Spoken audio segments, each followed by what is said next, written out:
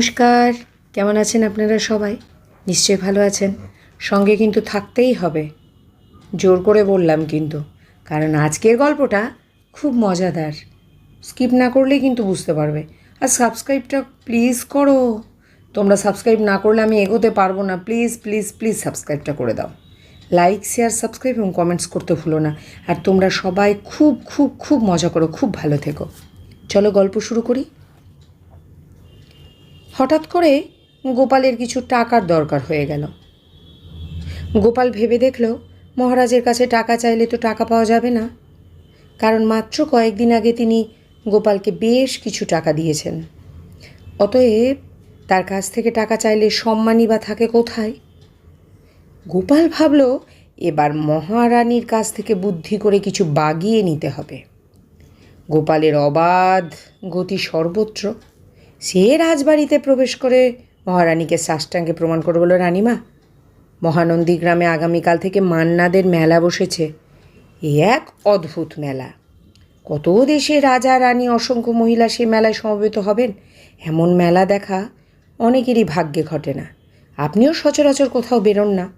রাজামশাইয়ের অনুমতি নিয়ে মেলায় চলুন না, খুব আনন্দ পাবেন।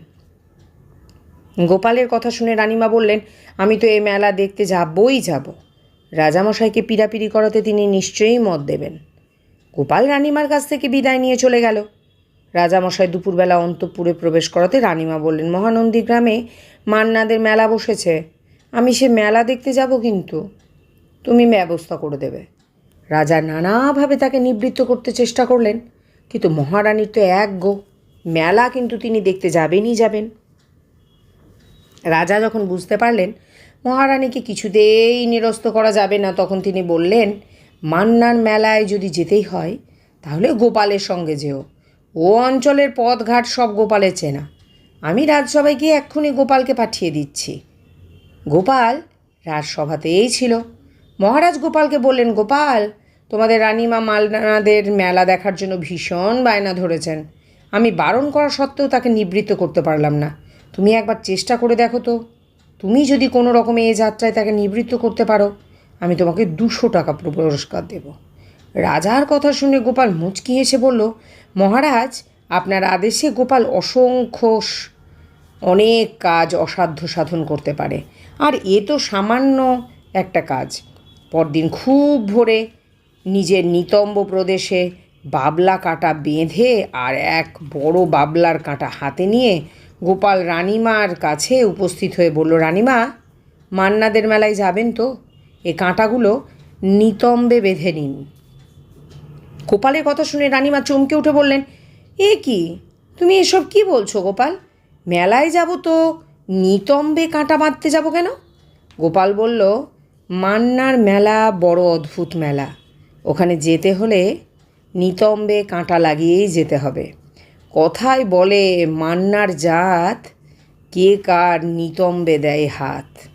গোপালের কথা শুনে রানীমা বললেন, ভারী অসভ্য মেলা তো। রাজামশাইকে বলো ব্যবস্থা করার কোনো দরকার নেই, আমি ও মেলায় যাব না। গোপাল রাজার কাছে গিয়ে হাসতে হাসতে বলল, হুজুর, এমন চাল চেলেছি যে রানীমা মান্নার মেলা দেখতে এবার তো যাবেনই না, এ জীবনে আর কোনো দিন যাবেন কিনা সন্দেহ। গোপালের উপর সন্তুষ্ট হয়ে রাজা প্রতিশ্রুতি অনুযায়ী 200 টাকা পুরস্কার দিলেন। পুরস্কারের টাকা হাতে পেয়ে গোপাল মনের আনন্দে বাড়ি ফিরে গেল। এবার তোমরা অবশ্যই ছোট্ট করে হলে একটা কমেন্ট করে জানাও গল্পটা কেমন লাগলো। এই জন্য তো বলেছিলাম স্কিপ করো না, কারণ গল্পটা প্রচণ্ড মজার।